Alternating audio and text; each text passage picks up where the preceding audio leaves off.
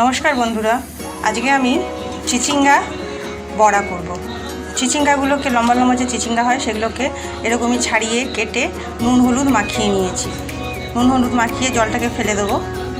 আর আমি একটা আলু কুমড়ো সেদ্ধ করে তার মধ্যে ভাজা মশলা, নুন আর একটু তেল গরম করে সর্ষের তেল দিয়ে ভালো করে আলুটাকে মেখে নিয়েছি আর কাঁচা লঙ্কা কুচি দিয়েছি।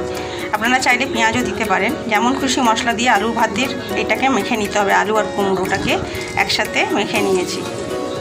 এবার আমি একটা ডো বানাবো। 1 চামচ কর্নফ্লাওয়ার নেব, 1.5 চামচের মতন। আর বেসন নেব 2 চামচ।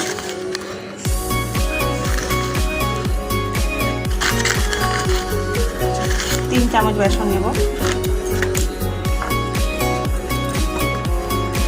ধনে গুঁড়ো দেবো, জিরে গুঁড়ো দেবো আর হলুদ দেবো।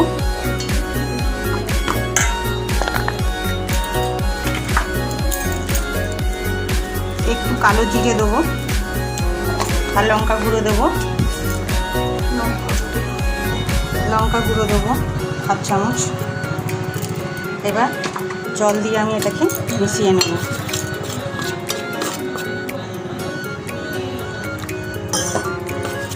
দেওয়া হয়নি তাই লবণটা দেব। দেখুন একটু মোটা মোটা করে গুলে নিতে হবে।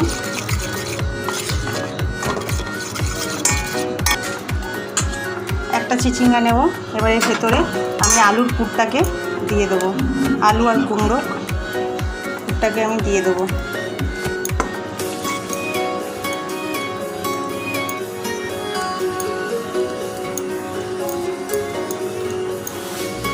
এইভাবে সবগুলো আমি আলুর ভিতরে পুর দিয়ে নেব।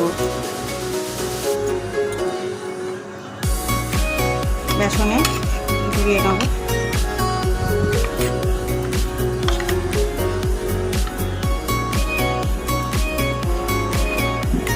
তেল আমার গরম হয়ে গেছে।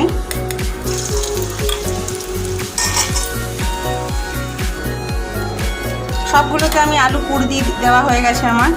এবার আমি বেসনে ডুবিয়ে ডুবিয়ে একটা একটা করে ভেজে নেব।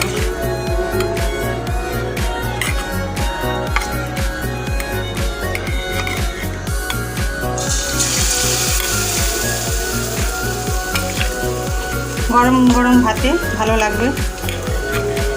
বাচ্চারা সবজি খেতে চায় না অনেক সময়, এরকমই করে দিলে ওরা খেতে ভালোবাসবে। বুঝতে পারবে না কিসের বড়া খাচ্ছে।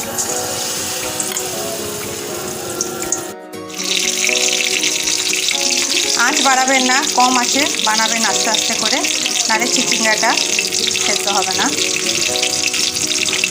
কম আঁচে আস্তে আস্তে করে ভেজে নেবেন। চিচিঙ্গার বড়া আমার রেডি।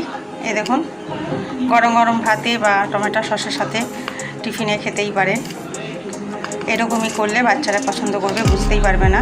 অনেক বাচ্চা সবজি খেতে চায় না, তাদের জন্য বাচ্চা থেকে বড় সবাই আনন্দ পাবে এরকমভাবে বড়া তৈরি করে খেলে। ভিডিওটি আমার ভালো লাগলে লাইক করবেন।